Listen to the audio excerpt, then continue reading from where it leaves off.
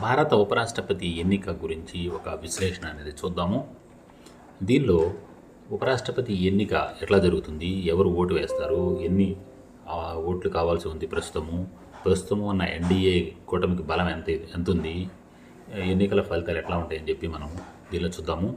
ఇకపోతే ఉపరాష్ట్రపతి ఎన్నిక అనేది సంక్లిష్టమైనది మరియు రాజ్యసభ, లోక్సభ సభ్యులు మాత్రమే ఎన్నుకుంటారు.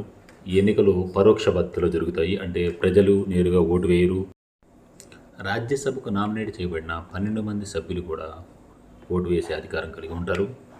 ఇకపోతే ఉపరాష్ట్రపతిని ఎన్నుకోవడానికి పార్లమెంట్లో మొత్తం 786 స్థానాలు ఉన్నాయి. వీటిలో 6 స్థానాలు ఖాళీగా ఉన్నాయి. కాబట్టి మొత్తం 780 మంది సభ్యులు ఓటు వేయడానికి అర్హులు అవుతారు. పూర్తి సంఖ్యతో ఓటింగ్ జరిగితే గెలుపొందడానికి 394 ఓట్లు అవసరం పడతాయి.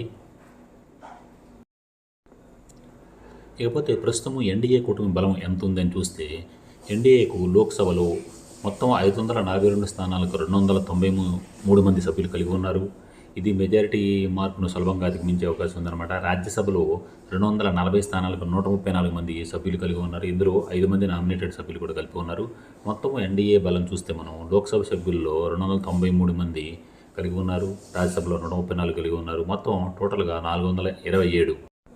అంటే ప్రస్తుతం మెజారిటీకి కావాల్సిన 394 కంటే వీళ్ళు అధికంగా కలిగి ఉన్నారు.